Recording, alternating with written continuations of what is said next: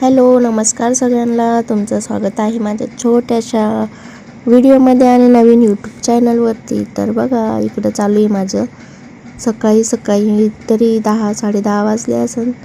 तर मिरच्या आणून ठेवलेल्या होत्या लाल मिरची चटणी करण्यासाठी. तर 2-4 दिवस झाले आमची चटणी पण संपली होती, लाल चटणी. तर मग मिरच्या आणून 2-4 दिवस झाले रोज वाळवून घरात आणत होतो आम्ही. आणि त्या तशाच म्हणजे अशा वातड होत होत्या दळून आणायला, एवढ्या काही कडक नव्हत्या. तर मग आज स्वयंपाक करताच म्हणजे भाजीच टाकायची राहिली होती, फक्त पोळ्या झालेल्या होत्या. तर अर्ध्या मिरच्या तशाच निसून घेतलेल्या आहे.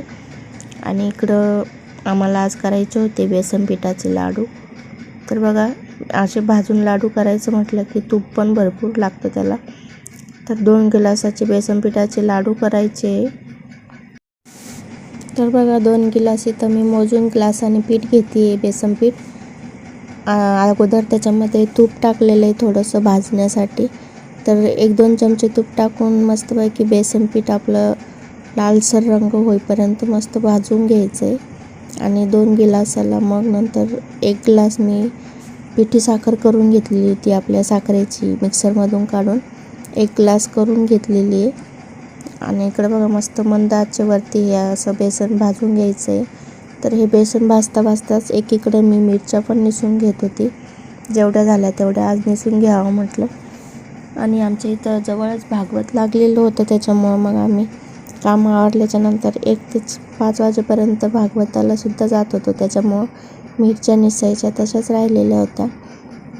तर आज जेवढ्या झाल्या तेवढ्या सकाळी काम करता निसून घेतलेल्या आहेत. आणि इकडं बघा, भाजणं पण चालू आहे आणि मिरच्या पण निसणं चालू आहे. तर बघा, पोळ्या झाल्या आणि भाजी पण चिरून घेतलेली होती कच्च्या टमाट्याची, हिरव्या. भाजी करायची होती मुगाची डाळ टाकून. तर एकीकडं मुगाची डाळ आणि टमाट्याची भाजी टाकून दिलेली शिजायला. आणि इकडं बघा, 2 गिलास बेसन पीठ याच्यामध्ये भाजायला टाकलेलं आहे. ते पण आता मस्त आपण लालसर रंग येईपर्यंत भाजून घेऊ. त्याला मस्त असा सुगंध सुटतो भाजल्याच्या नंतर. इकडे बघा, आमचा श्रीसू पण शाळेतून आलेला होता. आता 10वी आणि 12वीचे पेपर चालू असल्यामुळे त्यांची शाळा लवकर सुट्टी आहे. तर बघा, आल्या पहिले काय केलं तर बघतो किचनमध्ये खायसाठी. तर ते बघून परत गेला वापस.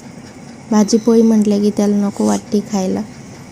तर इकडे बघा, मस्तपैकी आपलं बेसन पीठ भाजून झालेलं आहे. आणि त्याच्यामध्ये आपलं साखर मिक्स करून अशी मस्त चोळून घ्यायची. तर दोन्ही हाताने पण आपण मस्त चोळून घेऊ शकतो, नाही तर मग एखादा ग्लास किंवा मिक्सरमध्ये परत एकदा फिरवून त्याच्या गाठी सगळ्या आपण काढून घेऊ शकतो. तर इकडं त्यानंतर मग मी माझं बाकीचं काम आवरून घेतलं थंड होईपर्यंत.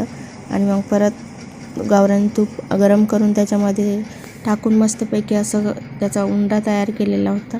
आणि मग तो उंडा पण थोडासा थंड होऊ दिला. आणि त्याच्यानंतर मग लाडू वळून घेतले त्याचे गोलपैकी. तर तूप टाकल्यानंतर बेसन पिठाला आणि साखरेला पाणी सुटतं. तर बघा, इकडं मग लगेच लाडू वळून घेता येत नाही. एक लाडू मी करून पाहिला होता, पण त्याचा आकार जास्त म्हणजे असा पगळत होता. तर बघा, मस्तपैकी असा उंडा चुरून घेतलेला आहे त्याला पण खूप वेळ चुरून घ्यायचा आणि थोडा वेळ तसंच ठेवून द्यायचं.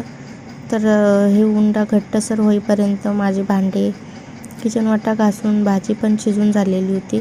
आणि मग त्याच्यानंतर मग मी हातानेच लाडू बांधले. पहिले एक छोटीशी वाटी घेतली होती आणि त्याच्यामध्ये ती म्हणजे बेसन पिठाच्या लाडूचं सारण त्याच्यामध्ये टाकून बघितलं, पण ते काही जमलं नाही. त्या आणखीन पगळत होतं, मग त्याच्यामुळं तसंच ठेवून दिलेलं होतं.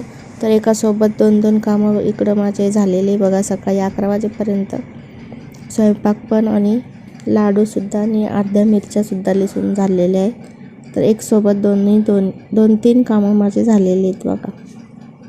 तर कसा वाटला व्हिडिओ नक्कीच कमेंट करून सांगा. आणि व्हिडिओ आवडला असेल तर व्हिडिओला लाईक करा, शेअर करा आणि सबस्क्राईब करायला विसरू नका. भेटू अशा पुन्हा एका नवीन व्हिडिओसह. तोपर्यंत तुम्हा सर्वांना बाय बाय.